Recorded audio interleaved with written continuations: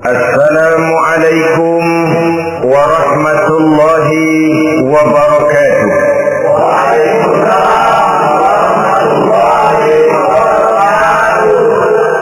Bismillahirrahmanirrahim. Alhamdulillahi rabbil alamin. Wal 'aqibatu lil muttaqin. Wala 'udwana illa 'alal zalimin. والصلاة والسلام على أشرف الأنبياء والمرسلين سيدنا ومولانا محمد وعلى آله وأصحابه المجاهدين الطاهرين أما بعد. Saudara-saudara kaum muslimin rahimakumullah, salah satu kelebihan makhluk bernama manusia, yaitu bahwa Allah Subhanahu wa ta'ala menghiasi hidup manusia ini dengan syahwat atau yang lazimnya kita sebut sebagai hawa nafsu. Inilah tenaga yang merupakan daya dorong yang melahirkan dinamika dalam kehidupan manusia, yang menyebabkan terus-menerus terjadinya perkembangan dalam sejarah peradaban dan kehidupan manusia. Hawa nafsu bisa melambungkan seseorang kepada puncak kejayaan, dan hawa nafsu dapat menenggelamkan seseorang ke dasar jurang kehancuran yang paling dalam. Pada surah Ali Imran ayat 14, Allah Subhanahu wa ta'ala berfirman, A'udzu billahi minasy syaithanir rajim. Zuyyina lin-nasi hubbus syahawati minan nisa'i wal banin wal qanatiril muqantarati minadh dhahabi wal fiddah wal khayril musawwamati wal an'ami wal harth. Dzalika mata'ul hayatid dunya wallahu 'indahu husnul ma'ab. Mari kita perhatikan ayat ini lebih dekat lagi. Allah Subhanahu wa ta'ala menjelaskan, Zuyyina lin-nasi hubbus syahawat. Makhluk manusia itu dihiasi dengan hawa nafsu.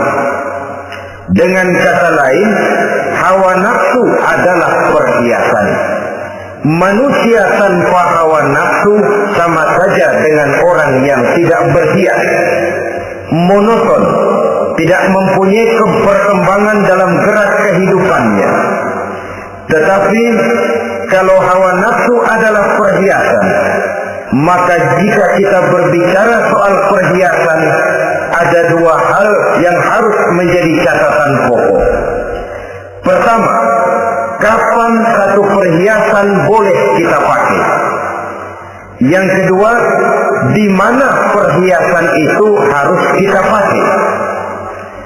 Kalau saudara berdandan rapi, pakai sepatu dengan kaos kaki, celana, jas, pakai dasi segala macam, tapi itu saudara lakukan pada saat saudara akan pergi ke WC, maka saudara sudah memakai perhiasan tidak pada waktu yang tepat.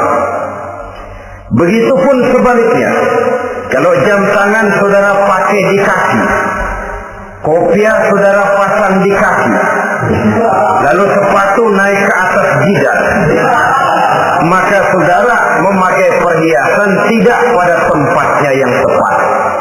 Demikian juga sifat yang bernama nafsu. Kapan dia boleh diperturutkan, di mana dia boleh disalurkan, adalah tugas daripada agama untuk mengatur syahwat atau hawa nafsu. Lihatlah kehidupan malaikat. Malaikat makhluk yang diciptakan Allah tanpa hawa nafsu. Maka kehidupan malaikat monoton. Malaikat tidak mempunyai peradaban dan kebudayaan. Malaikat adalah makhluk yang secara instinktif diciptakan untuk berbakti, tidak punya alternatif atau pilihan lain. Saudara lihat, ada malaikat yang sejak diciptakan diperintahkan untuk sujud,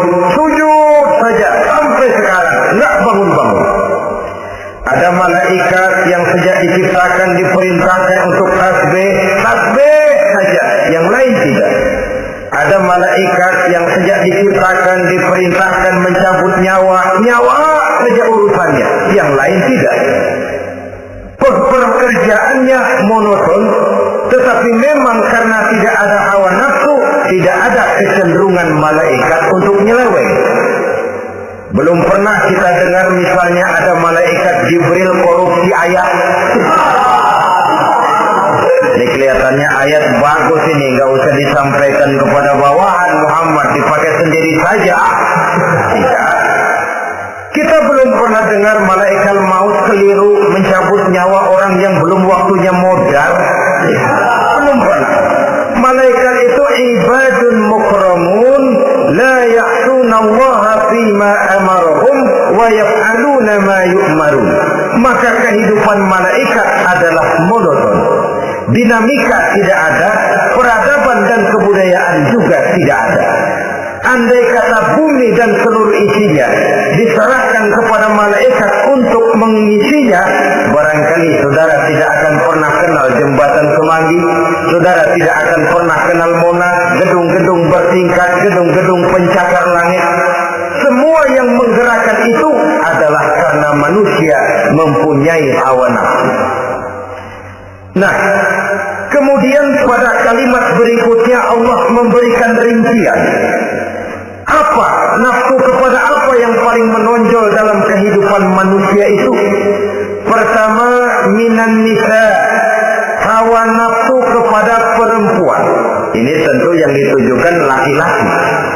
Dimanapun saja makhluk bernama laki-laki, kalau dia normal, tidak impoten, mesti suka kepada perempuan.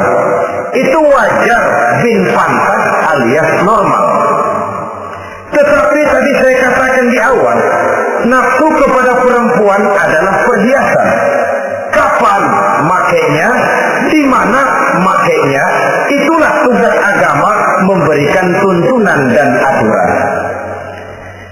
Saudara-saudara kaum muslimin rahimakumullah, nafsu kepada wanita dapat mengantarkan seseorang kepada puncak kejayaan, tapi nafsu kepada wanita bisa menenggelamkan seseorang ke jurang kehancuran.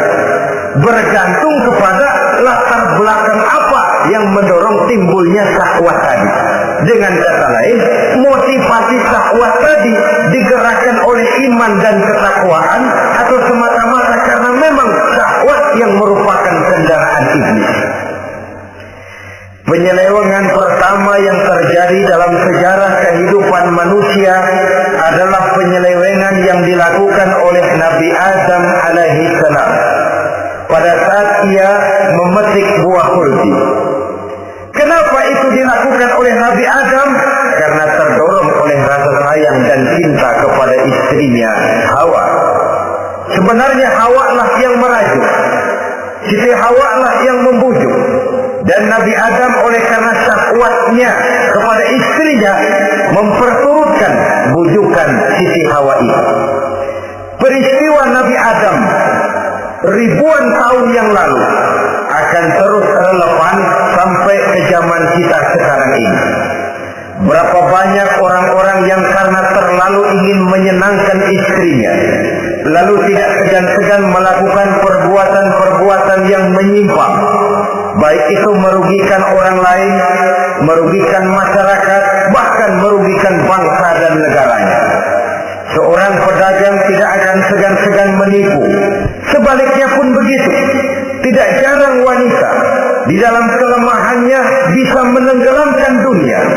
Seorang suami yang jujur, polos, lugu, sederhana bisa jadi koruptor ulung karena didorong-dorong oleh istrinya.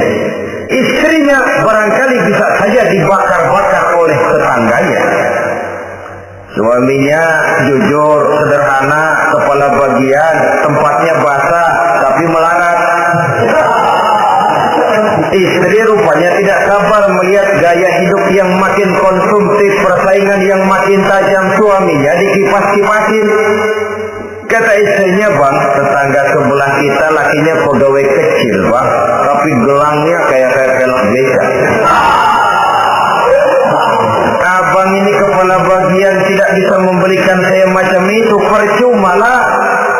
Kata suaminya, ya bagaimana, bu, gaji saya cuma segitu-gitunya. Ya namanya kepala bagian, apaan, kayak sahabat dulu. Kalau sudah berpikir ke arah ini, artinya sudah ngipasi suaminya untuk melakukan tindakan yang tidak wajar. Saudara-saudara kaum muslimin rahimakumullah, sejak zaman klasik sampai kepada zaman kita sekarang ini, kita melihat kecenderungan syahwat kepada wanita ini. Julius Caesar yang katanya gagah perkasa, ternyata tunduk di bawah kaki Cleopatra. Napoleon Bonaparte, the Lion of Europe, singa daratan Eropa, luas kekuasaannya, gagah perkasa tentaranya, kepada siapa dia tunduk? Ke bawah kakinya Margaret Josephine. Demikianlah di zaman kita sekarang, kita melihat di Jepang betapa Perdana Menteri Uno didesak mengundurkan diri dari jabatan Perdana Menterinya oleh karena terlibat skandal dengan geisha.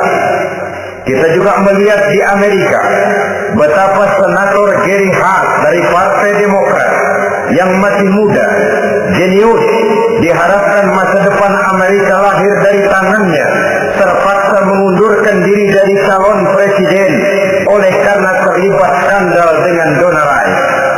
Kita juga menyaksikan betapa parlemen dan kabinet di Inggris sempat geger oleh karena skandal Pamela Bordes, pelacur kelas kakap yang melanglang buana mencari sasaran-sasaran kakap.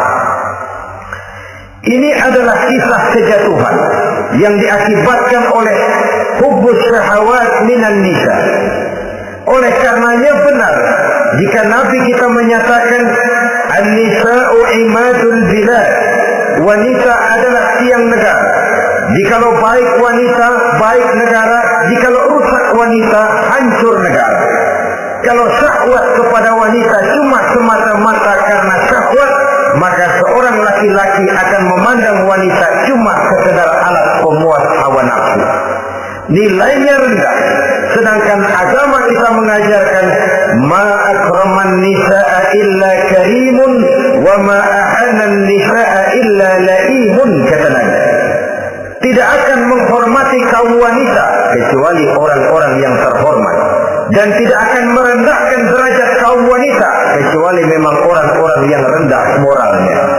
Dengan kata lain, apabila syahwat minan nisa ini dilandasi dengan semangat iman dan ketakwaan, maka kehidupan Rasulullah Sallallahu Alaihi Wasallam sungguh menjadi figur dan contoh dalam kehidupan kita.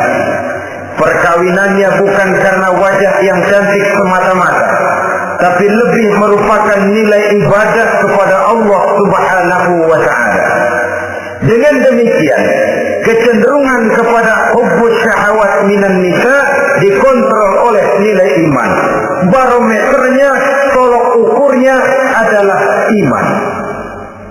Di zaman sekarang banyak kasus kawin campur yang pada akhirnya akan membingungkan kita sendiri. Padahal Al-Quran secara jelas dan tegas memberikan bimbingan. Orang itu kalau sudah, kata Imam Syafi'i, wa ainur ridha an kulli aibin kalilatun kama anna aina suhti tubdil masawiyah. Mata kalau dibalut cinta dia buta terhadap nista, tapi mata kalau dibalut benci hanya melihat yang keji-keji saja. Biasanya cinta kepada wanita memang bisa menimbulkan dorongan yang positif, tapi juga bisa membuat seseorang buta sama sekali. Dorongan yang positif paling kurang dari segi penampilan. Coba lihat lelaki kalau lagi demen perempuan, lenjeh banget. Sisiran rambutnya rapi, terikaan bajunya lancip, sepatunya mengkilat, kantong celananya tebal, perkara anduk isinya bukan soal. Yang penting kan gaya. Lalu dinamis, kreativitasnya ada saja timbul.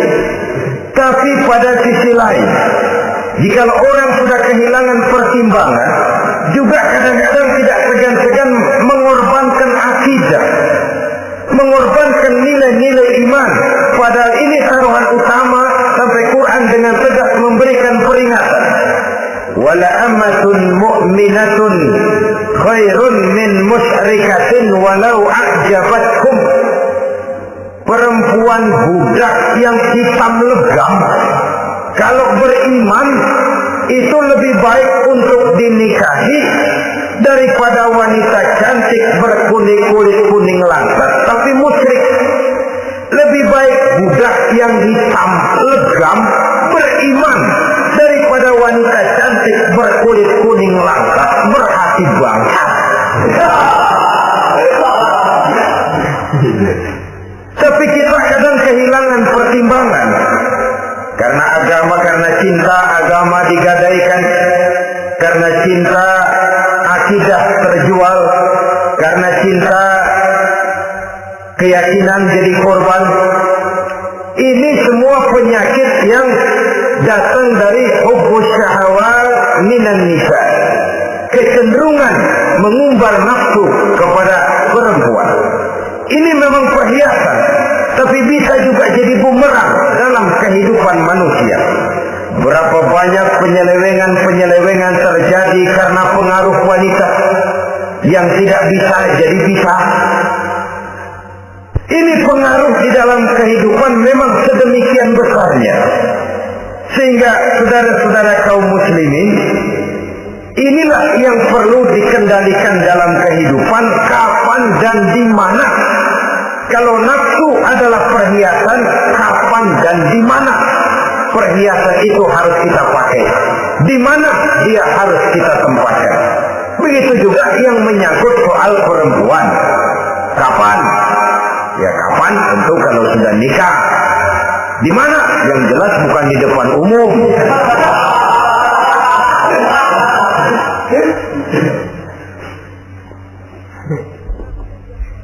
Ini nafsu yang pertama, minan nisa. Yang kedua, wal bani. Dihiasi juga manusia dengan kecintaan kepada bani. Makna bani di sini al aulad, anak-anak laki. Kenapa disebut bani, anak-anak laki? Karena pertama, sering anak laki itu lebih jadi kebanggaan buat orang tuanya ketimbang anak perempuan. Sebabnya apa? Pertama, faktor nasab. Silsilah lebih kuat kepada laki-laki ketimbang perempuan.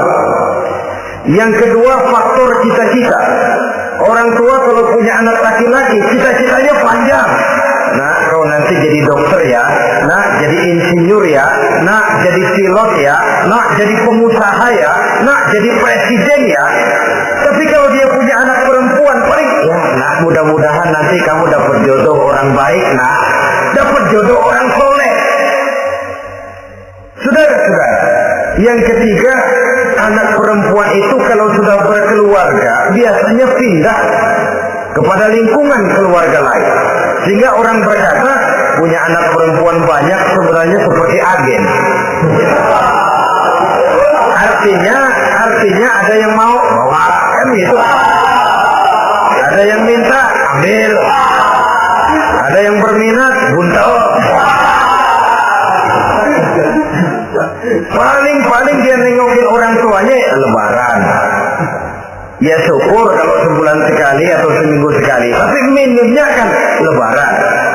Dengan demikian dari garis nasab ini lebih kuat al-banin ketimbang al-banat. Manusia dihiasi dengan kecintaan kepada anak-anak. Sering karena terlalu cinta kepada anak, kita menjerumuskan anak. Terlalu sayang kepada anak, segala maunya kita perturutkan tanpa kendali dan kendala. Akhirnya sifat yang demikian itu malah mendorong anak untuk manja, tidak percaya kepada kemampuan yang dimilikinya, selalu mengandalkan kepada kebesaran, kemampuan daripada orang-orang yang dibanggakannya itu. Dan dalam kondisi demikian, kedewasaan dan tanggung jawabnya akan lambat berkembang. Maka Allah Subhanahu wa ta'ala memperingatkan bahwa harta dan anak bisa menjadi fitnah, Dalam ayat lain Allah juga memperingatkan, ya ayyuhalladzina amanu la tulhikum amwalukum wa auladukum an dzikrillah.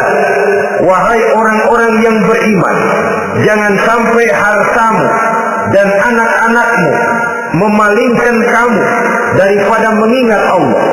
Jangan sampai kesibukanmu kepada anak dan harta benda menyebabkan kamu sampai lupa mengingat Allah Subhanahu wa ta'ala.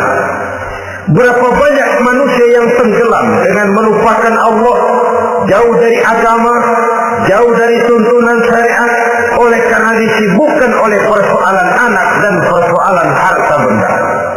Maka satu-satunya jalan, jikalau kita tidak ingin anak kita sampai memalingkan kita daripada mengingat Allah, nilai-nilai keimanan harus ditanamkan kepada mereka sedini mungkin.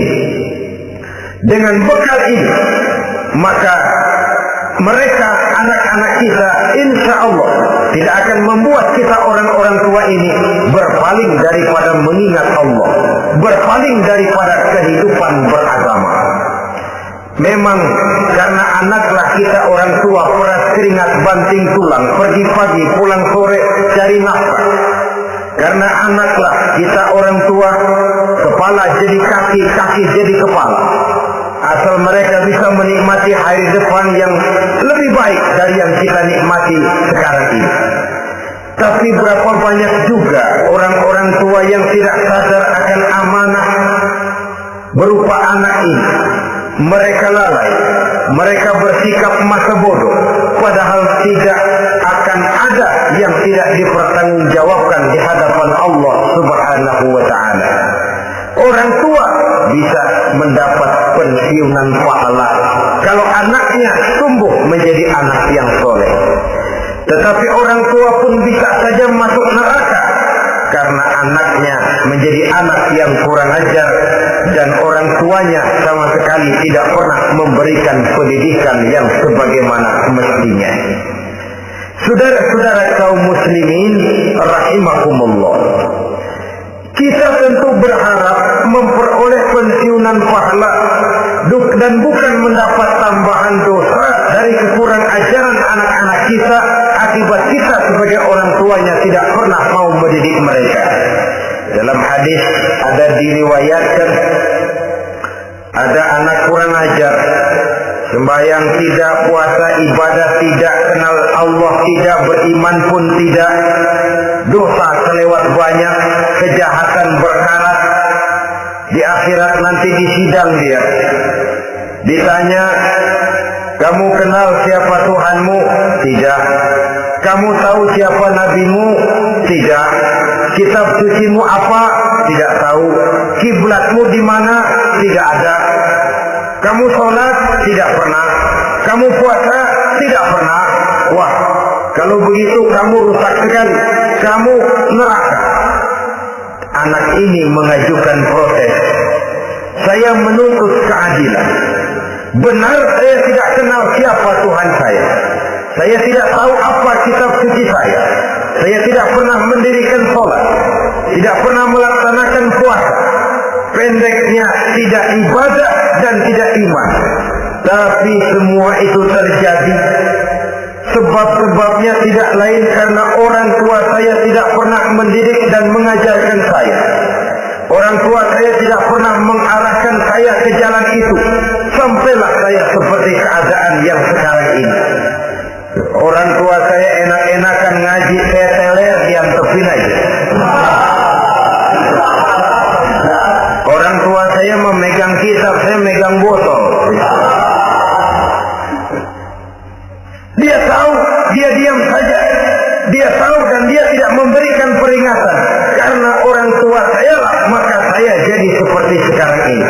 Kalau saya harus masuk ke dalam neraka, saya menuntut keadilan agar orang tua saya juga ikut bersama saya gabung ke dalam neraka.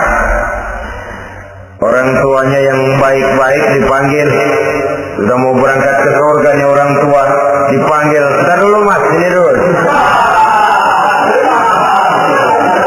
Mau kemana, kencang banget?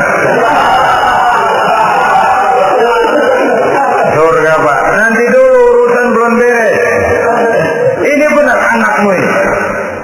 Dia lihat anaknya, iya anak saya ini. Waktu di dunia nggak pernah diajarin ngaji, nggak pernah.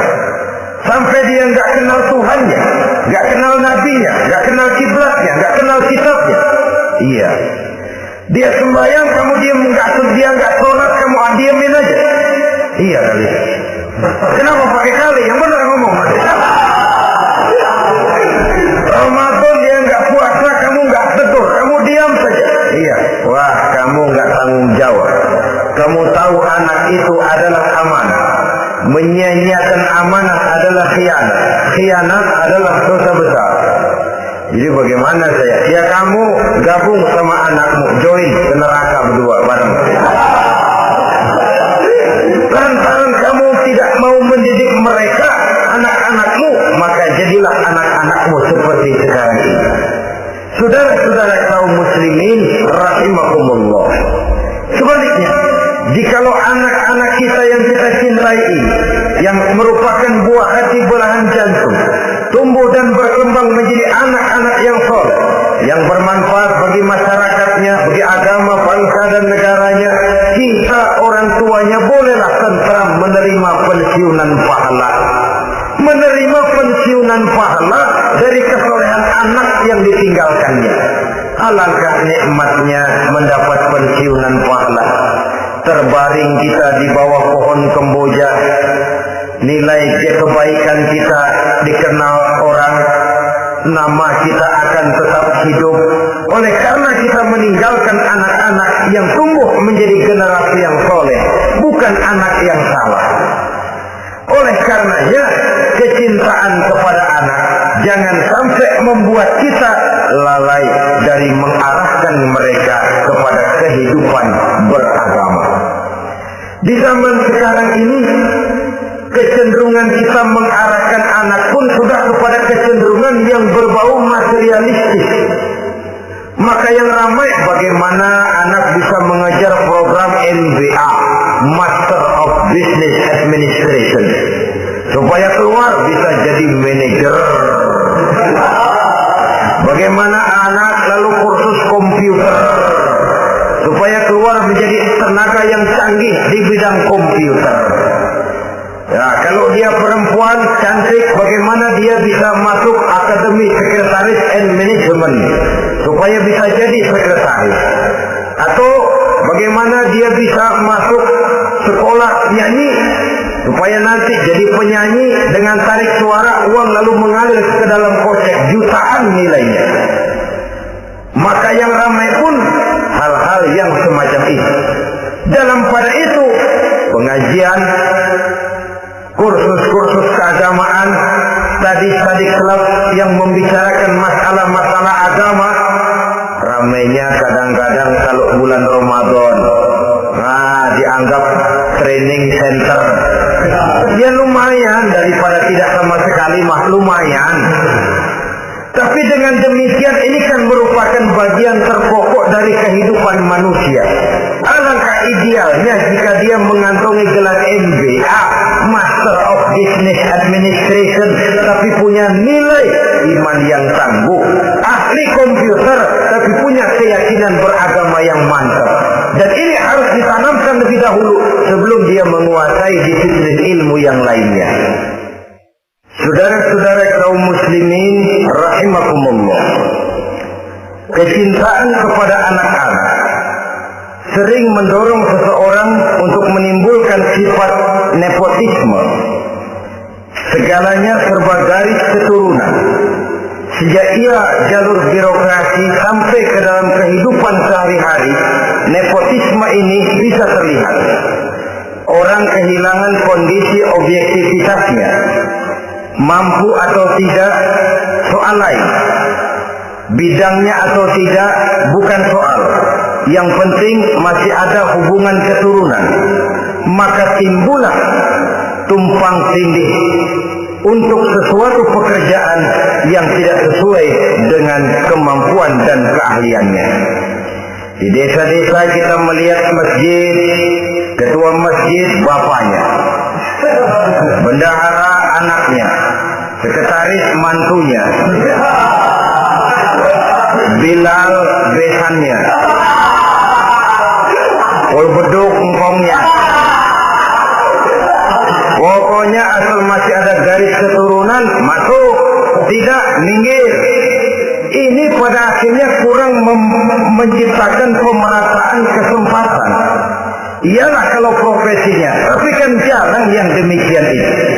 Kita boleh cinta kepada anak-anak kita, tapi jangan lalu mempergunakan posisi yang kebetulan kita gunakan untuk menempatkan anak-anak kita lebih dari kemampuan yang mereka miliki. Nepotisme yang lahir. Sehingga ini bukan saja tidak mendidik, tapi mengakibatkan terjadinya tumpang tindih. Tidak lagi berprinsip the right man on the right job, bahwa orang harus ditempatkan sesuai dengan keahliannya, tapi kita sudah berpikir subjektif, ahli atau tidak ahli, asal masih berbau keturunan, ayo silakan. Nepotisme yang akan lahir. Oleh karenanya, mencintai anak adalah sesuatu yang merupakan perhiasan di dalam kehidupan. Wajar, tetapi harus kita menempatkannya sesuai dengan semestinya. Ini yang kedua. Yang ketiga, nafsu yang menghiasi hidup manusia itu adalah nafsu kepada wal qanatiril muqantarati minaz zahabi wal fiddah. Al-qantarah ay al-malul katsir. Kecintaan, kesenangan, nafsu kepada harta benda yang banyak daripada emas dan perak. Ini tentu sesuai dengan situasi dan kondisi. Kecintaan untuk mengumpulkan harta benda yang sebanyak-banyaknya, baik itu berupa emas, baik itu berupa perak. Ini cuma penyebutan beberapa jenis dari kecenderungan manusia kepada harta benda. Bukankah sering dikatakan orang bahwa manusia di dalam berhadapan dengan harta itu seperti meminum air laut. Makin diminum, makin kering tenggorokan, makin haus kita dibuatnya. Apabila watak ini kita perturutkan, maka manusia tidak akan pernah kenal puas, tidak akan pernah kenal cukup. Nabi kita memberikan peringatan, "Lau anna libni Adam wadiyan min zahabin, labtagha lahuma thalithan, wa la yamla'u jawfa ibni Adam illa turab." Andai kata manusia mempunyai dua buah ladang yang seluruhnya berisi emas, akan puaskah manusia? Tidak. Mereka akan cari ladang emas yang ketiga. Wala yamla'u jawfa ibni Adam illa turab. Sungguh mulut manusia ini tidak akan pernah penuh terisi kecuali kalau sudah disumpal dengan tanah. Artinya kalau sudah dia dipendam di liang lahat baru cukup. Tetapi sepanjang dia masih bergerak, masih hidup dan bernyawa, masih bisa berusaha dan berbuat, dia tidak akan pernah mengenal puas. Ini akan mendorong manusia terjebak kepada menghalalkan segala cara untuk mencapai tujuan. Yang penting kaya, kan begitu. Dan cepat. Sebab sekarang orang sering motong kompas. Yang penting kan cepat kaya. Soal cara, kalau jujur aja mah, sampai kapan mau kaya? Perkara itu renten, bukan soal. Perkara itu judi, tidak jadi masalah. Perkara itu korupsi menyangkut hak orang banyak, bukan soal. Yang penting cepat kaya. Dan anehnya lagi, tidak malu menumpuk kekayaan dengan cara yang tidak wajar. Ya kan orang hidup bermasyarakat itu bisa dianalisa toh. Emang usahanya apa sih? Gajinya sebulan berapa sih? Kok bisa gitu-gitu bener sih? Dari mana sih? Secara langsung orang tidak berani bertanya, tapi dari mulut ke mulut akhirnya tersebar jadi rahasia umum. Diano kan punya Diano anunya seano.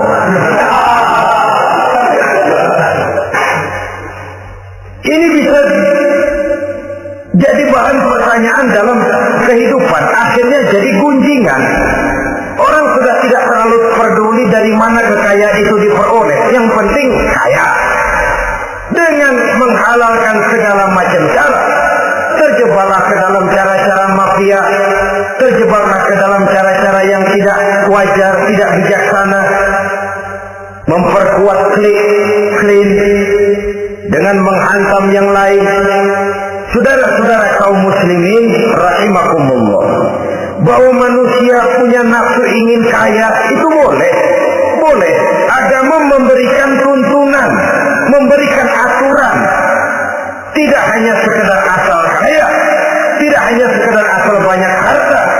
Malahan hadis menyatakan kalau saudara diberikan umur panjang, pertanyaan akhirat cuma satu. Umurmu kau habiskan di mana? Kalau saudara diberikan amanah berupa ilmu pengetahuan, pertanyaan akhirat juga cuma satu kok. Ilmumu kau amalkan untuk apa? Tapi kalau kita diberikan amanah berupa harta benda, pertanyaan akhirat itu dua. Min aina iktasabahu wa fima anfaqahu. Dari mana hartamu kau dapat, kemana hartamu kau belanjakan. Dari mananya ditanya, kemananya juga ditanya. Depan belakang ditanya. Dan kalau mempergunakan harta untuk kesenangan syahwat, orang berani bukan main. Tapi kalau untuk kepentingan agama, yang hakikatnya untuk kepentingan dirinya sendiri, berat seperti nyabut bambu dari ujung. Orang kalau menyumbang masjid 100.000, itu kan akhirnya memberikan panitia masjid. Tapi hakikatnya kan dia nabung buat dirinya sendiri. Seolah-olah dia cuma berkata, Pak, tolong saya titip 100.000, ini untuk kepentingan saya di akhirat nanti. Silakan uangnya mau dibelikan semen, pasir, kaca, pintu, jendela, silakan. Saya cuma titip, ini untuk saya di akhirat nanti. 100.000 Pak. Zahirnya dia memberikan kepada panitia masjid, madrasah, pesantren, yatim piatu. Hakikatnya dia nabung buat dirinya sendiri di akhirat. Malah tabungan ini bukan SDSB namanya, SDBS. Sumbangan dana berhadiah surga, itu SDBS. Sekarang orang mengejar SDSB, lalu berat mengejar SDBS. Sumbangan dana yang berhadiah surga langsung dari Allah Subhanahu wa ta'ala. Coba kalau dia main golf, sewa lapangan golf itu 400-500 ribu sebulan, paling 45 kali main. Beli stick golfnya saja sampai jutaan. Datang panitia pembangunan masjid 100. Minta didoain masuk surga lagi. Surga 100.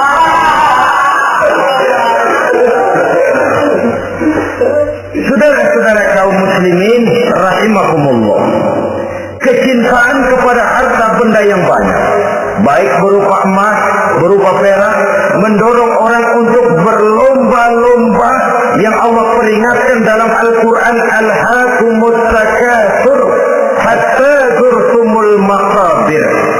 Kamu telah lalai akibat kamu berlomba-lomba memperbanyak materi dunia. Hatta zurtumul maqabir, sampai kamu dekat masuk ke liang kubur, baru rupanya sadar bahwa perlombaan ini tidak akan pernah sampai ke garis finish. Betapapun jauhnya rally Paris-Dakar, garis finishnya ada. Betapapun hebatnya medan yang ditempuh buatnya gurun pasir Afrika, garis finishnya pasti ada. Itu kan rally yang terbuat di dunia katanya, Paris-Dakar. Tapi garis finishnya ada. Namun jikalau kita berlomba memperbanyak harta, kita tidak akan pernah sampai ke garis finish. Yang kecil-kecilan aja dah. Kalau orang ditanya, kamu kenapa sih belum mau sembahyang? Nah, bagaimana mau sembahyang Pak? Tinggal di Jakarta masih kontrak. Saban habis tahun diukur-ukur yang punya rumah. Kalau punya rumah sendiri walaupun kecil-kecilan, saya mau ibadah Pak. Ya, diberikan rezeki oleh Allah, bisa bikin rumah walaupun kecil-kecilan. Belum juga mau sembahyang. Kok belum juga sembahyang? Iya Pak, rumah emang udah punya sendiri, cuman kecil Pak. Atasnya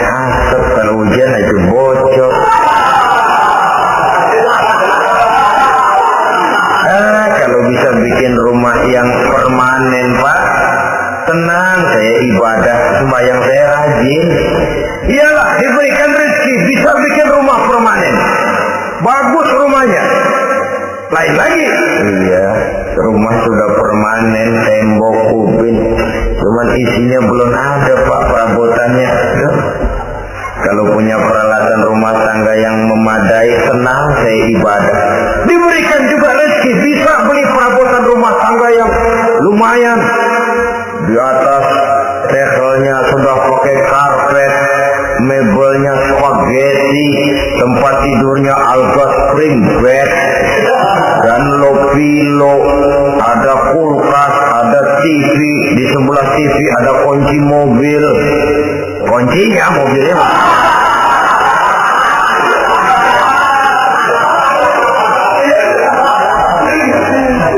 Bagaimana? Sekarang sudah cukup perabotan. Perabotan sudah ada Pak, cuman kendaraan belum punya ini.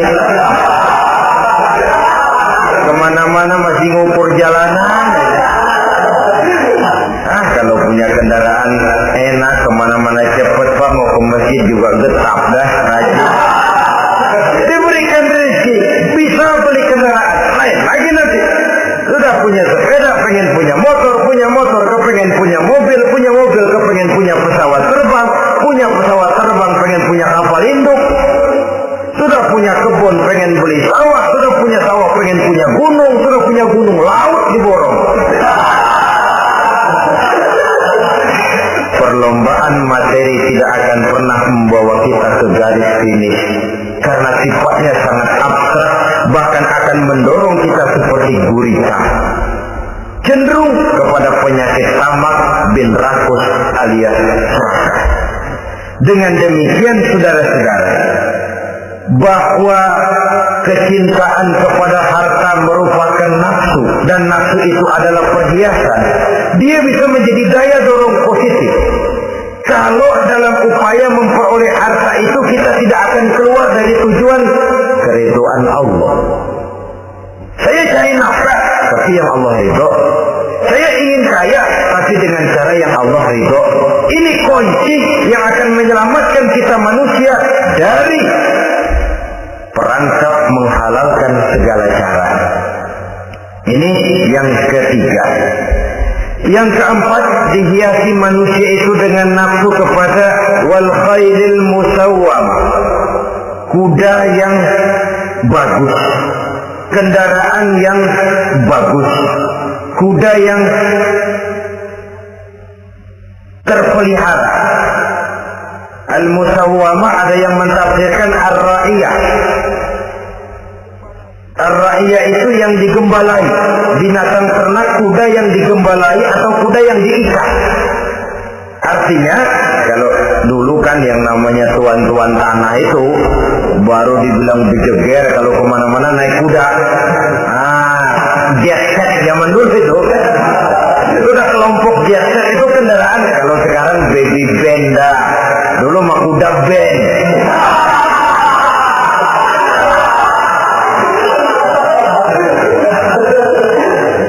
Manusia punya kecenderungan suka kepada kendaraan.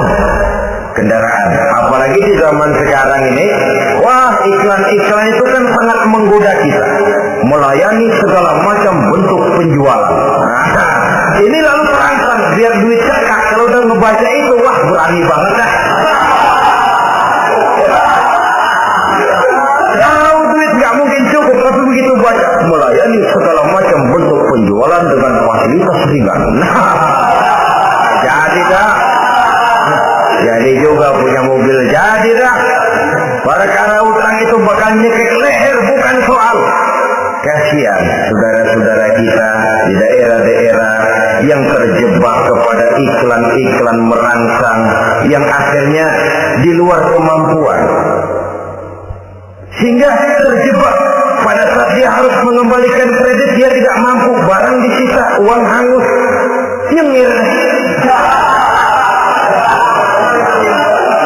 Bekipak kembali tahlil. Habis arang besi binasa. Bahwa kita menginginkan kendaraan yang serba baik, silahkan.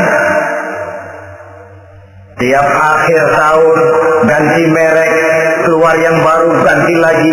Itu kalau orang yang mampu.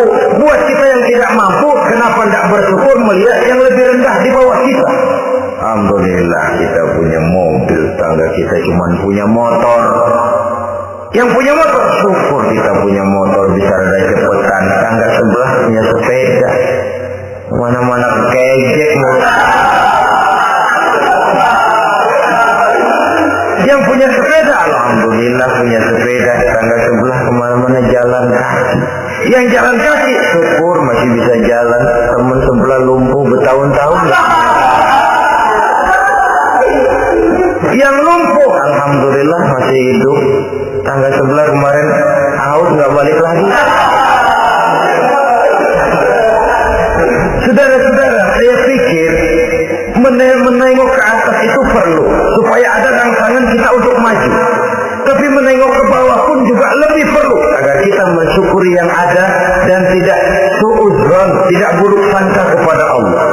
Apa yang diberikan Allah kepada kita sekarang ini, itulah yang terbaik menurut Allah untuk kita. Saudara-saudara kaum muslimin rahimakumullah. Dahulu ada seorang pemuda, matanya buta. Dia mengeluh, ya Allah, kenapa saya dilahirkan dalam keadaan buta? Apa dosa saya? Apa salah saya? Andai kata saya tidak buta, saya melihat keindahan alam ini, saya lebih akan bersyukur kepadamu ya Allah. Nah, sudah, dia berburuk sangka kepada Allah. Satu hari, ini Raja Baduy di pedalaman mengerahkan tentaranya menculik anak-anak muda. Ini Raja Baduy ini kanibal, artinya suka makan daging manusia. Anak-anak muda ini diculik. Yang masih muda-muda ya, kalau kambing muda itu kan di sop rada sedap. Rupanya ini Raja kanibal ini begitu. Anak-anak muda termasuk pemuda yang buta tadi itu kena culik. Ya, sudah diculik, rawatlah di istana raja ini, diberikan pakaian bagus, dikasih makan serba enak. Sebab apa? Supaya badannya gemuk. Setelah gemuk nanti dipotong di sop legit. Udah, kerjanya cuma makan tidur, fasilitas nikmat, tidur enak. Ya, ada giliran dapat 1 bulan 2 bulan kemudian, ketika mau diambil anak-anak muda ini, raja sendiri yang milih mana yang disop duluan nih. Sampai giliran anak muda yang buta ini, raja geleng kepala. Yang begini mau buta dagingnya gak enak. Ini satu lepas aja, lepas. Saya mau makan daging orang buta, lepas aja. Pulang ini anak muda, batinnya bersyukur, sujud syukur, ya Allah, katanya untung saya buta. Coba kalau saya nggak buta udah habis saya di stop. 2 bulan yang lalu dia mengeluh, ya Allah, kenapa saya dilahirkan dalam keadaan buta? Sekarang dalam pulang ke rumah, perjalanan menuju ke rumah, dia berkata, alhamdulillah, andai kata saya tidak buta, habis badan saya di stop oleh raja yang kanibal tadi. Saudara-saudara kaum muslimin rahimakumullah. Jadi dengan demikian pola hidup yang konsumtif sesungguhnya sangat tidak mendidik apabila dilatar belakangi oleh kemampuan yang tidak menunjang.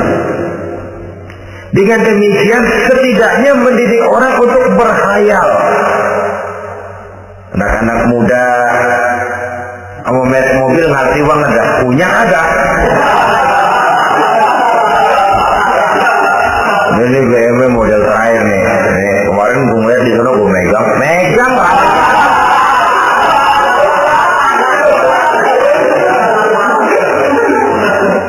Tulul amal ini kalau tidak diimbangi dengan saluran yang positif, dia akan terjebak kepada penyakit tulul amal, panjang angan-angan.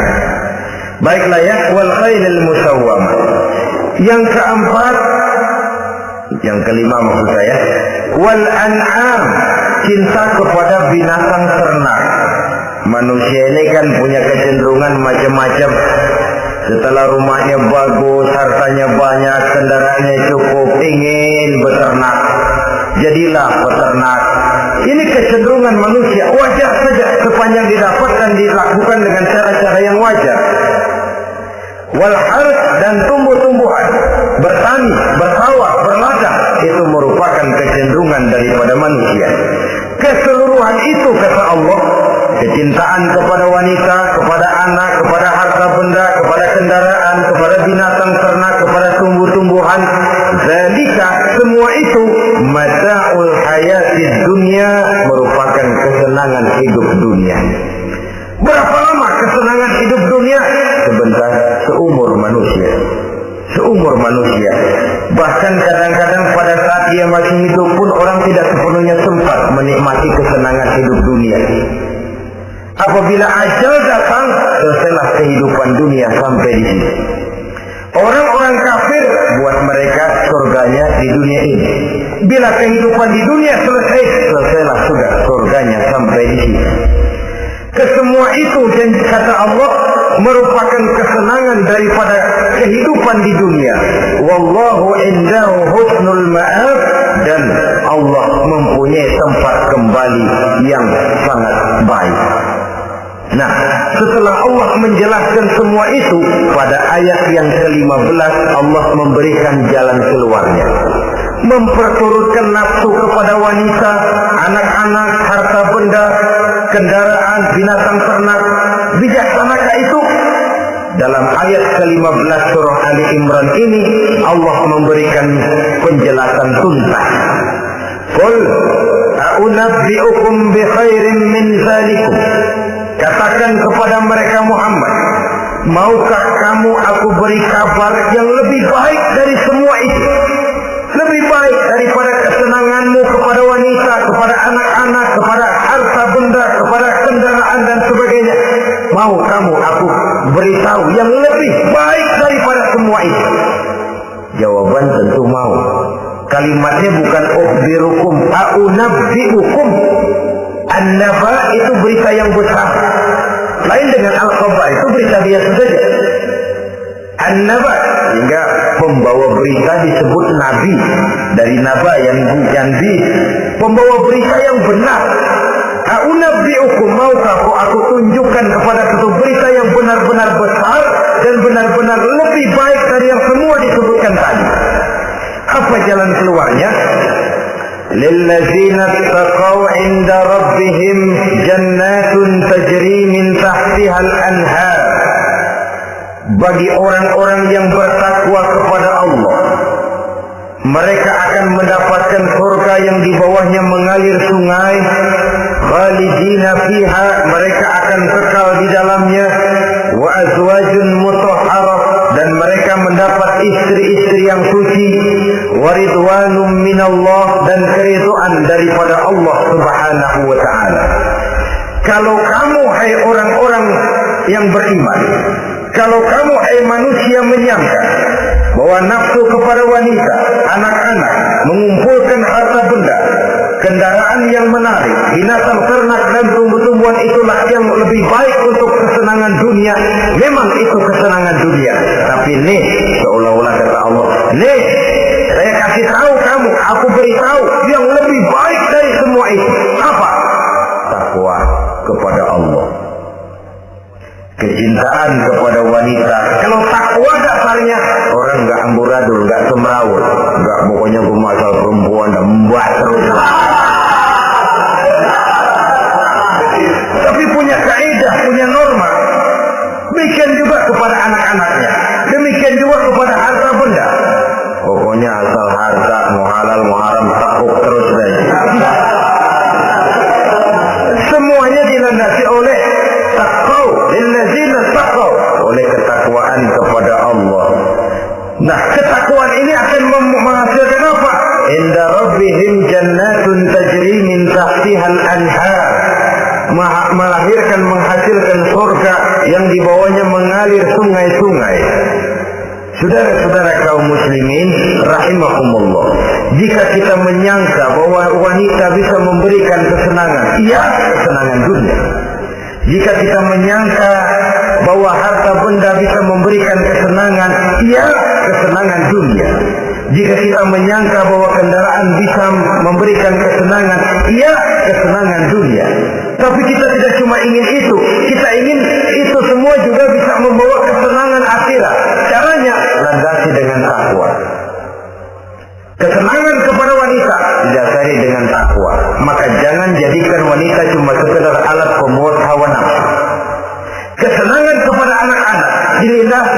dilandasi dengan takwa, maka anak-anak diarahkan kepada jalan yang diridhoi Allah.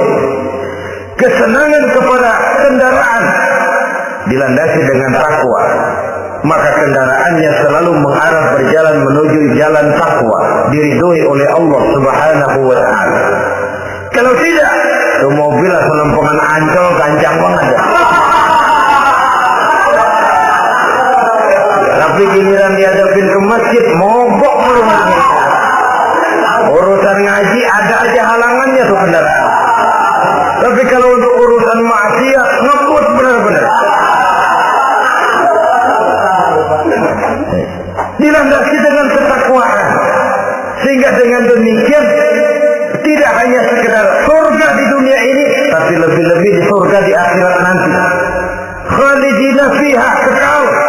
Kalau dunia ini kan zillun zail, bayangan. Hari ini kita jaya, besok kita bangkrut. Siapa yang mau menghalangi? Hari ini kita melambung, besok kita nyungsep. Siapa yang bisa menarik? Tidak kekal, berubah, temporer, relatif. Di sana kebahagiaan yang dilandasi dengan takwa ini sudah surga, kekal di dalamnya, azwajun mutahhar. Dapat istri-istri yang suci. Suci dalam arti belum pernah dijamah orang lain. Suci dalam arti tidak pernah terkena halangan. Seperti mens misalnya, baik menstruasi atau mencret, itu tidak. Azwajun mutahhar. Konon makna mutahhar ini ya artinya juga bisa selalu gadis, bidadari, selalu perawan. Tidak pernah janda, walaupun tiap hari dipakai, perawan terus. Dan yang lebih penting, waridwanum minallah, mendapat ridho dari Allah Subhanahu wa taala. Jadi hawa nafsu dengan motivasi takwa, itulah sesungguhnya yang dikehendaki oleh Ali Imran ayat 14 dan 15. Dengan demikian, manusia dengan ketakwaannya mengendalikan hawa nafsu dan bukan malah dikendalikan oleh hawa nafsunya. Sehingga dengan demikian seluruh fasilitas yang dimilikinya, baik itu berupa istri, anak, kendaraan, binatang ternak, harta benda, tanam-tanaman, seluruhnya semakin meningkatkan ketakwaannya kepada Allah Subhanahu wa taala. Mudah-mudahan kita bisa mencapai tingkat ini di mana kita hidup mampu dan sanggup mengendalikan nafsu, bukan malah dikendalikan oleh hawa nafsu. Terima kasih dan mohon maaf. Wassalamualaikum warahmatullahi wabarakatuh.